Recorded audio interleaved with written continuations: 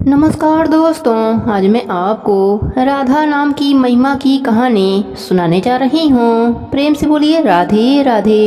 एक बार एक संत जी किसी गांव के निकट आश्रम पर भागवत जी की साप्ताहिक कथा कर रहे थे। तीसरे दिन वृत्तांत में वह कथा करते हुए बताने लगे, अनेक प्रकार के लोग जो पाप कर्म करते हैं उन्हें अनेक प्रकार के नरकों में जाना पड़ता है, लेकिन एक उपाय है जिसके द्वारा नरकों में जाने से बचा जा सकता है। कोई एक बार सच्चे हृदय से राधा नाम पुकार ले तो वह नरकों में नहीं जाता है। एक सेठ जी जो रोज सत्संग सुना करते थे, सत्संग समाप्ति के पश्चात वह संत जी के चरणों में आकर बड़े जोर से रोने लगे। संत जी ने कहा, सेठ जी क्यों रोते हो, तुम्हारा मन उदास क्यों है। सेठ जी रोते हुए बोले, भगवान आपकी कृपा से मुझे सब कुछ प्राप्त है, पर मेरे मन को एक बड़ी चिंता सताती रहती है। संत जी कहने लगे, कहिए कौन सी चिंता है। सेठ जी कहने लगे, आज आपने भागवत कथा में नरकों का वर्णन किया और वर्णन करते हुए बताया कि जीवों को अनेक पापों से नरकों की प्राप्ति होती है, लेकिन एक उपाय है जिसके द्वारा नरकों में जाने से बचा जा सकता है। तो प्रभु मैं तो आपके शरण में हूँ, रोज सत्संग सुनने आता हूँ। मेरे मन में यह विश्वास है कि आप संतों की कृपा से, भागवत की कृपा से मेरा उद्धार तो हो ही जाएगा, लेकिन मेरा एक छोटा भाई है, उसकी उम्र 50 साल की है। वह ना तो सत्संग में जाता है, ना परमात्मा में विश्वास करता है और ना ही प्रभु का नाम सुमिरन करता है। उसका उद्धार किस प्रकार से होगा, मुझे उसकी बड़ी ही चिंता सताती रहती है। मैं उसे बहुत प्रकार से समझाने का प्रयास करता हूँ। इस संसार के काम तो होते रहेंगे, तुम भगवान के नाम का स्मरण भी किया करो। तब वह कहता है, ऐसा करने से कुछ नहीं होगा, तुम भी मत किया करो। मैं जितना आस्तिक हूँ, प्रभु के प्रति जितनी मेरी आस्था है वह उतना ही कट्टर और नास्तिक है। तब संत जी ने कहा, क्यों चिंता करते हो, एक दिन उसका भी उद्धार हो ही जाएगा। सेठ जी रोते हुए कहने लगे, हे भगवान उसका उद्धार कब होगा। आप जैसे महापुरुष हमारे गांव में आए हैं, मुझे तो आप पर ही यकीन है, आप ही उसका उद्धार करके जाइए। अब आप कैसे भी कृपा करके मेरे घर आइए और एक बार उसके मुख से श्री राधा नाम का उच्चारण कराइए। तब सेठ जी की विनय सुन संत जी कहने लगे, कल सत्संग समाप्ति के पश्चात मैं आपके घर जरूर आऊँगा और उसे परमात्मा का सुमिरन अवश्य कराऊंगा। दूसरा दिन हुआ, सेठ जी अपने घर गए, संत जी के आने का इंतजार करने लगे। आश्रम पर कथा की समाप्ति हुई। अब संत जी अपने वचन के अनुसार सेठ जी के घर पहुँचे। जैसे ही घर पहुँचे, सेठ जी ने बड़े श्रद्धा भाव से संतों का स्वागत किया। उन्होंने अपने भाई को बुलाकर कहा, संत जी आज हमारे घर पधारे हैं, उनका दर्शन कर लो।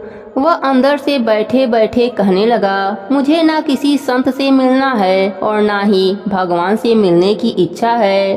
तुम ही उनकी सेवा करो और तुम ही उनका पेट भरो। संत जी ने जब यह वचन सुना, सेठ जी रोते हुए कहने लगे, भगवान देखा आपने, आपके सामने ही आपका अपमान कर रहा है। संत जी कहने लगे, सेठ जी परेशान मत होइए, सब कुछ अच्छा हो जाएगा। अब सेठ को दिलासा देते हुए संत जी पलंग से उतरे और उसके भाई के कक्ष में आ गए और उसके कंधों पर हाथ रखकर कहने लगे, और बताओ आज तक कितना कमाया। वह संत जी को अपने नज़दीक देखकर कहने लगा, आप अपना हाथ मेरे कंधों से हटा लीजिए। मैं ना संतों को मानता हूँ ना भगवान को मानता हूँ। लोग जितने आस्तिक होते हैं, मैं उतना ही कट्टर नास्तिक हूँ। मैं भगवान को नहीं मानने वाला हूँ। आप मेरे पास क्यों आए हैं। संत जी कहने लगे, मैं तो अपना काम करने आया हूँ। संतों का काम होता है लोगों का उद्धार करना। आज तुम्हारे उद्धार का काम करने आया हूँ तो अवश्य ही करके जाऊँगा। वह सेठ का भाई बड़ा ही कट्टर था। वह कहने लगा, आपको किसी का उद्धार करना है कर दीजिए, पर मेरा उद्धार आप नहीं कर सकते हैं। मैं कुछ भी नहीं करने वाला। सेठ जी के भाई को देखकर संत जी मुस्कुराकर कहने लगे, एक बार राधे राधे बोल दो। वह सेठ जी का भाई कहने लगा, मैं कुछ नहीं बोलूँगा। संत जी ने फिर से कहा, राधे राधे बोल दो। वह कहने लगा, नहीं बोलूँगा। फिर संत जी ने कहा, राधे राधे बोलो। वह कहने लगा, मैं कहा ना कि मैं नहीं बोलूँगा। तब संत जी पुनः सेठ जी के पास आए और कहने लगे, अब आपने मेरे ऊपर यह जिम्मा सौंपा है, अब मैं जैसा कहूँगा आप बीच में मत आना। आप सारे परिवार वाले बाहर जाकर बैठ जाइए। जब तक मैं आपको ना बुलाऊं तब तक आपके परिवार का कोई भी इस कमरे में न आए। अब इस प्रकार सेठ जी अपने परिवार वालों के साथ बाहर आकर बैठ गए। अब कक्ष में संत जी और सेठ जी का भाई था। संत जी ने पुनः एक बार राधे राधे बोलने के लिए कहने लगे। संत जी ने पुनः एक बार फिर से कहा, राधे राधे बोल दो। वह कहने लगा, मैंने आपसे मना कर दिया कि मैं नहीं कहूँगा। ना भगवान को मानता हूँ और ना ही भगवान की बातें मानता हूँ। मैं कट्टर नास्तिक हूँ। संत जी पुनः उसे प्रेम से हंसते हुए कहने लगे, जितने तुम कट्टर हो, नास्तिक हो, मैं उतना ही आस्तिक हूँ। मैंने अगर निश्चय कर लिया है तो तुम्हारे मुख से राधा नाम सुनकर ही जाऊँगा, और पक्का समझ लेना तुम्हारे मुख से राधा नाम निकलेगा। वह कहने लगा, आप कितना भी प्रयास कर लो, मैं एक बार भी नाम नहीं लूँगा। अब संत महापुरुष होते तो बड़े दयालु हैं, पर लीला मात्र उन्होंने क्या किया, उस सेठ के भाई का हाथ पकड़ा और पकड़कर जोर से हिलाने लगे। अब वह सेठ 18-50 साल का वृद्ध अवस्था थी। संत भी वृद्ध थे, पर संतों के अंदर भक्ति का तेज होता है। उन्होंने जोर से उसके भाई का हाथ ममोड़ दिया। संत जी फिर कहने लगे, कहो राधे राधे कहो। वह कहने लगा, नहीं कहूँगा। अब तो संत जी ने जोर से हाथ घुमाकर सेठ जी के भाई को जमीन पर पटक दिया और खुद उसके पेट पर चढ़कर बैठ गए।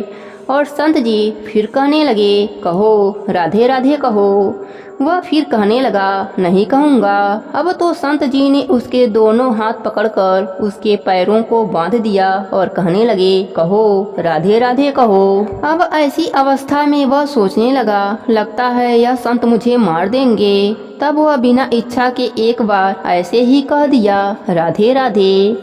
जैसे ही उसने राधे राधे कहा, संत जी ने उसके हाथ पैर खोल दिए। उसके बंधनों को छोड़कर बाहर आकर कहने लगे, सेठ जी आपके भाई का कल्याण हो गया और आपका भी कल्याण हो गया। सेठ जी कहने लगे, अंदर से बहुत तेज आवाजें आ रही थीं। तब संत जी कहने लगे, आपने काम ही ऐसा दिया था। आपने कहा वह नास्तिक है, कभी कुछ बोलता ही नहीं है। आज आपके भाई ने राधे राधे नाम का उच्चारण कर लिया है, इसका कल्याण हो गया। अब मैं जा रहा हूँ, कल से पुनः मेरी कथा है। अब संत जी तो अपने स्थान पर लौट आए। सेठ जी का भाई जमीन से उठकर अपने भाई से कहने लगा, यह कैसे संत हैं, मुझसे झगड़ा करने आ गए, मेरे ऊपर चढ़कर बैठ गए और कहने लगे, अगर राधे राधे का नाम उच्चारण नहीं किया तो मैं तुम्हारे ऊपर ऐसे ही बैठा रहूँगा। अब उसकी बात सुनकर सेठ जी तो हंसने लगे। वह हंसते हुए मन में भगवान का धन्यवाद देते हुए कहने लगे, हे प्रभु, आपके संत भी बड़ी दयालु होते हैं, खुद कष्ट सहकर भी लोगों का कल्याण करते हैं। समय व्यतीत होता गया। मुश्किल से 5-6 महीने गुजरे होंगे। अचानक एक दिन होते होते उसके भाई का देहांत हो गया। शरीर समाप्ति के पश्चात आत्मा शरीर से अलग हो जाती है। वह आत्मा ही ऊपर धर्मराज जी के पास जाकर सारी हिसाब किताब देती है। अब इस व्यक्ति का हिसाब किताब खोला गया। धर्मराज जी ने चित्रगुप्त जी से कहा, आज जो इंसान हमारे पास आया है इसका हिसाब किया जाए। चित्रगुप्त जी कर्मों का हिसाब देखकर बताने लगे कि हे भगवान, इसने अपने जीवन में कभी परमात्मा का नाम सुमिरन नहीं किया, सदा पाप ही पाप किया है, इसे तो सीधे नरक भेज दिया जाए। अब धर्मराज जी के आदेश अनुसार जैसे ही उसे नरक भेजा जा रहा था, तभी चित्रगुप्त जी ने कहा, भगवान एक बात और है। धर्मराज जी ने कहा, कौन सी बात? चित्रगुप्त जी ने कहा, एक बार संत के कहने पर इसने राधा नाम का उच्चारण किया था। अब एक बार राधा नाम का उच्चारण। धर्मराज जी ने दूतों से कहा, थोड़ी देर रुक जाओ, इसका हिसाब किया जाएगा, इसके बाद ही इसे नरक में भेजा जाएगा। धर्मराज जी ने चित्रगुप्त जी से कहा, जल्दी से इसका हिसाब देखो, कहीं इसने भगवान के नाम का और उच्चारण तो नहीं किया है। चित्रगुप्त जी ने पुनः उसका हिसाब देखा। देखकर कहने लगे, भगवान, इसने एक बार जो नाम उच्चारण किया है वह संत के भय से किया था, दिल से नहीं किया था, पर एक बार राधा नाम का उच्चारण किया है। अब धर्मराज जी विचार करने लगे। अब एक बार राधा नाम का उच्चारण और सारा जीवन पाप में, अब क्या किया जाए। तब धर्मराज जी ने उसी इंसान से पूछा, एक बात बताओ, हम तुम्हें पहले राधा नाम उच्चारण का फल दें या तुम्हें नरक भेज दिया जाए। तब वह इंसान हाथ जोड़कर कहने लगा, भगवान, नरक में तो जाना ही है, इससे अच्छा है आप मुझे एक बार राधा नाम उच्चारण का फल दे दो, फिर मुझे जहाँ चाहो वहाँ भेज देना। तब धर्मराज जी अपनी पुस्तक खोलकर देखने लगे कि एक बार राधा नाम के उच्चारण का फल क्या है। उन्होंने सारी पुस्तकें खोज दी, पर उन्हें कहीं भी राधा नाम के उच्चारण का फल दिखाई नहीं दिया। तब वह विचार करने लगे, एक बार राधा नाम उच्चारण का फल तो मुझे पता नहीं चला। तब वह अपनी शंका के निवारण करने के लिए उस भक्त को अपने साथ लेकर स्वर्गलोक में आ गए। स्वर्गलोक में आकर धर्मराज जी ने इंद्रदेव से कहा, हे इंद्रदेव, मुझे बताइए कि एक बार राधा नाम उच्चारण करने का क्या फल है। तब इंद्रदेव ने बहुत प्रयास किया, पर वह भी इसका फल नहीं पता कर पाए। तब वह सब देवी देवताओं को लेकर ब्रह्मा जी के पास गए। ब्रह्मदेव ने जब सबको देखा, तब ब्रह्मदेव उनसे पूछने लगे, आपके साथ इंसान कौन सा है। इंद्रदेव ने कहा, प्रभु, इसने एक बार राधा नाम का उच्चारण किया है, बाकी सारी जीवन इसने पाप कर्म किए हैं, हमें तो पता नहीं राधा नाम के उच्चारण का क्या फल होता है, इसलिए हम आपके पास आए हैं। तब ब्रह्मा जी बड़े ही प्रयास किए, राधा नाम उच्चारण का फल क्या होता है, अब उन्हें भी पता नहीं चला। तब ब्रह्मदेव कहने लगे, हम सब मिलकर इसे अपने साथ लेकर भगवान शंकर जी के पास चलते हैं। तब सब जन भगवान शंकर जी के पास पहुँचे। भगवान शंकर जी से प्रार्थना कर कहने लगे, हे महादेव, इस इंसान ने सारी जीवन पाप कर्म किए हैं, बस एक बार संत जी के कहने पर राधा नाम का उच्चारण किया है। अब आप बताइए, एक बार राधा नाम का उच्चारण करने से क्या फल मिलता है। तब महादेव जी ने बड़ा प्रयास किया, पर वह भी राधा नाम की महिमा को बता नहीं सके। तब शंकर जी कहने लगे, अब हमें भगवान श्री कृष्ण के पास चलकर उन्हीं से पूछना पड़ेगा, क्योंकि वही राधा तत्व को जानने वाले हैं। ऐसा सोचकर सभी देवी देवता भगवान शंकर के साथ उस इंसान की आत्मा को लेकर भगवान श्री कृष्ण के गोलोक धाम में पहुँचे। गोलोक धाम में भगवान कृष्ण राधा जी के साथ अपने आसन पर विराजमान थे। भगवान श्री कृष्ण ने सभी देवताओं का सम्मान किया और उनसे पूछा, आज अचानक से आने का कारण क्या है। तब भगवान शंकर हाथ जोड़कर कहने लगे, भगवान, यह इंसान धरती से आया है, इसने अपने जीवन में बहुत सारे पाप कर्म किए हैं, पर एक बार राधा नाम का उच्चारण किया है। धर्मराज जी पता न कर सके कि एक बार राधा नाम उच्चारण का क्या फल होता है। तब वह इसे लेकर इंद्रदेव के पास गए, फिर स्वर्गलोक से होते हुए ब्रह्मलोक को गए, फिर ब्रह्मलोक से होते हुए यह लोग मेरे पास पहुँचे। अब मैं इन सबको अपने साथ लेकर आपके पास आया हूँ। अब आप बताइए कि एक बार राधा नाम का उच्चारण करने से क्या फल होता है। जब इस प्रकार की बातें चल रही थी, तब श्री कृष्ण के पास बैठी राधा रानी बड़ी जोर से हंसने लगीं। तब श्री कृष्ण ने कहा, हे राधिका, क्यों हंस रही हो। तब राधिका कहने लगी, हे भगवान, यह अभी तक राधा नाम का महत्व नहीं समझ सके हैं। तब भगवान शंकर कहने लगे, हे महारानी, राधिका के नाम का क्या असर है, आप हमें बतलाइए।